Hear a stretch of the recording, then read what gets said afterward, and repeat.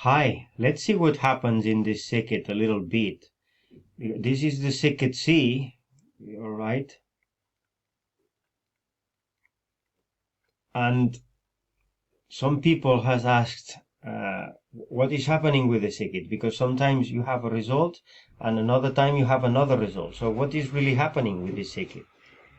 Okay, I can tell you that it's going to be complicated in some way or another because you have 4 clocks. Okay, you can name them. Clock 1, which is the output not from this flip-flop 0. And then you have the clock 2, which is Q1.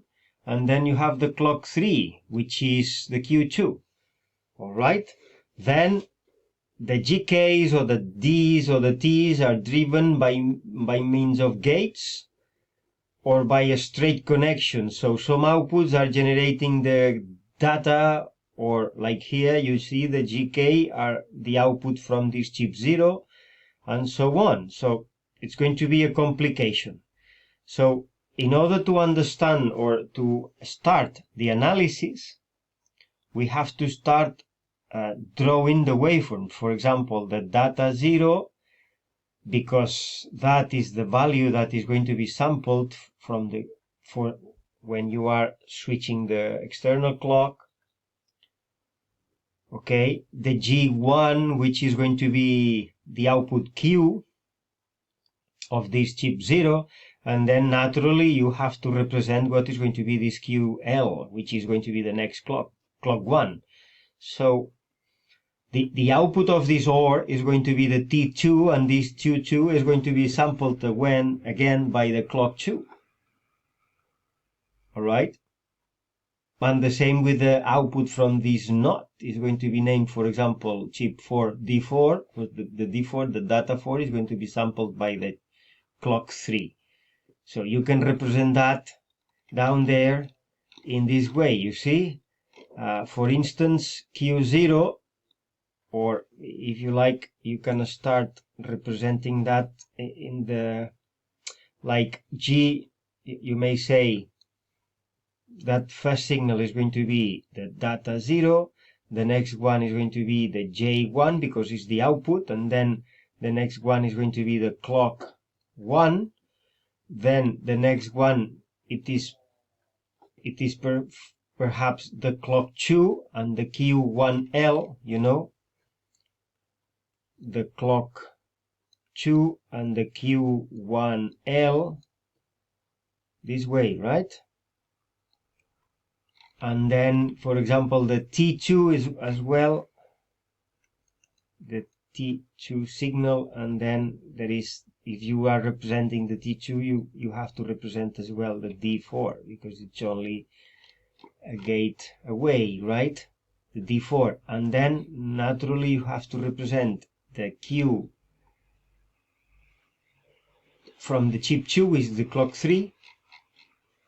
So this is going to be the clock 3, and finally, you know, the one which goes here perhaps is the same that was already represented as data 0. So it's the Q3, but you know the data 0 is the same as Q3. So more or less you have to go representing these signals here.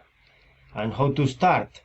Well, you know that you now need a line which is going to be that way. You may represent it like that, you see, which is the color of this, you know, it has to be with a given color, and you know that very well before this time everything has to be set. You know, this is an output, so no one knows nothing about this.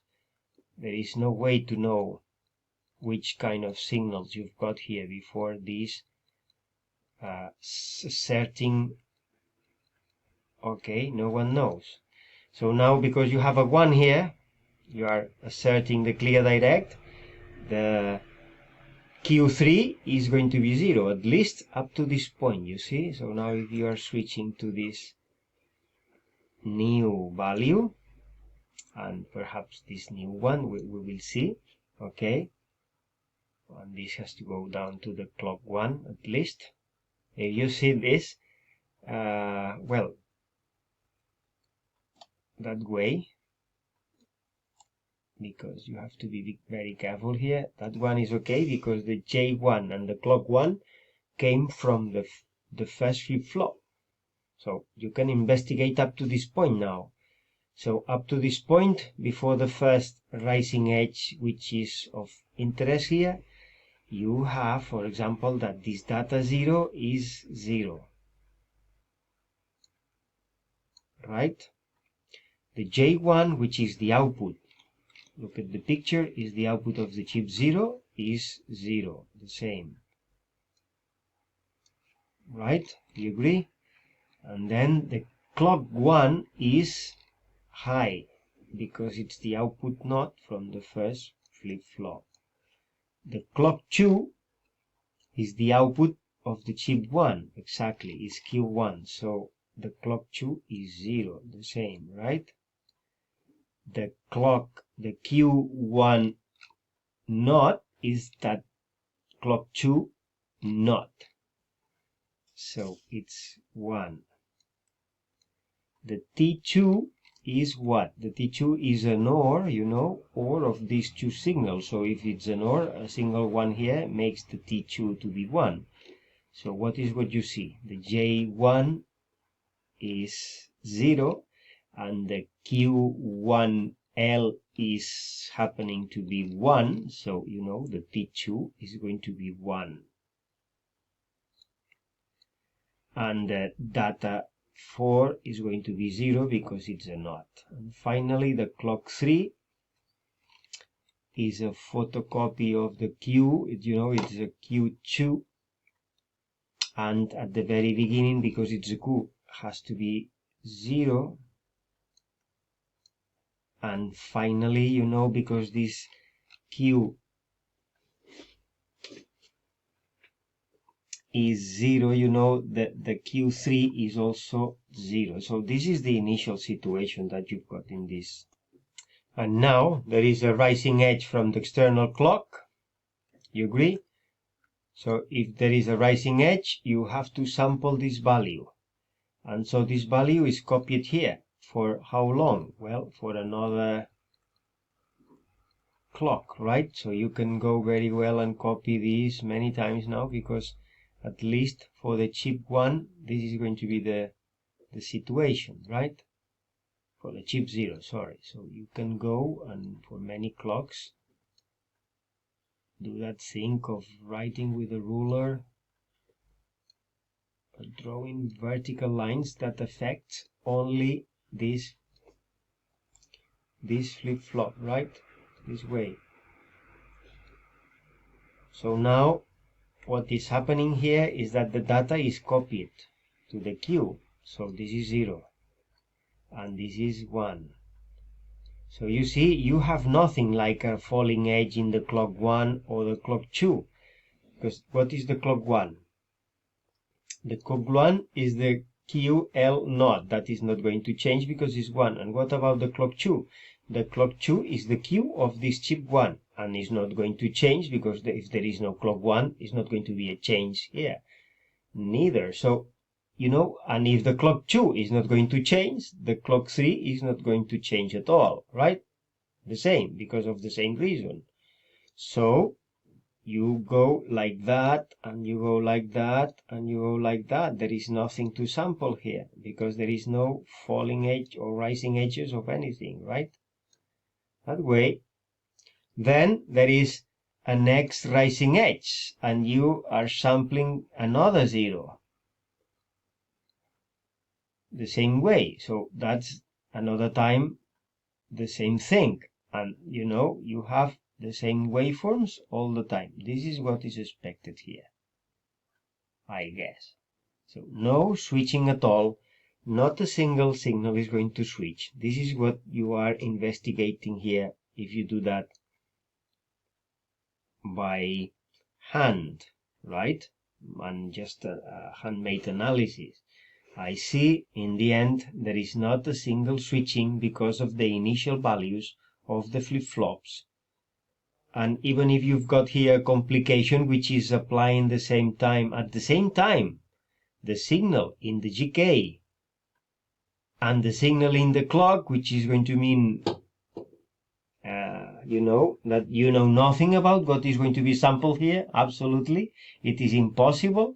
Before even thinking about this, you know, you cannot say that here is going to be any kind of switching, because there is nothing but the clock one ticking continuously like this, but is sampling all the time, you know, and copying. You see, this is the only thing that goes sampled to the end. So those are the signals. There is nothing more. You see, the clock 1 and the clock 2 do not generate any kind of rising edge at all. So there is no way to calculate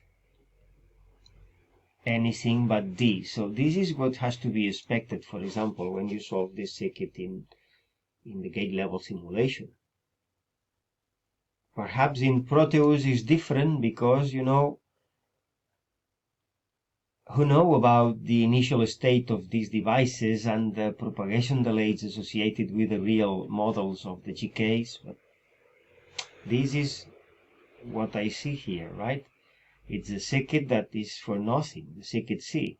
So perhaps you can do that job, or if you like to learn something else, you can take the next circuit C, that you've got another one now from the web, right? So take the other one, which is introducing the idea of delays. No, you can organize, for example, something like this, which is for nothing, but just for playing with it. You can organize a cell like this, and you may call that a propagation delay.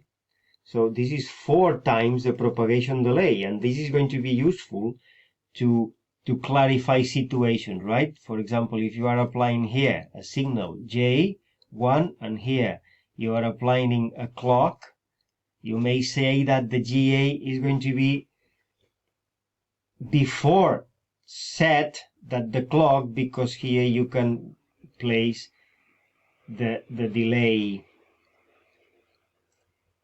unit, you know, or the delay circuit. So you can just for the sake of, you know, just for solving this. Okay, so you can just finish the circuit, which is for nothing, and you learn very few things, but it's okay because that was the given circuit. But if you like, you can do it in another way. You can switch to the circuit C, which now is there, right? So try this one now, right? Where the gate, for example, the OR has been replaced by an and then another clock has been introduced here, you know. The clock for the chip 4 is the same clock for the chip 0. And in this way, perhaps it is going to switch. Let's see if you can demonstrate the switching of this, right? In some way or another, just for playing with this kind of circuits and getting to know them better, right?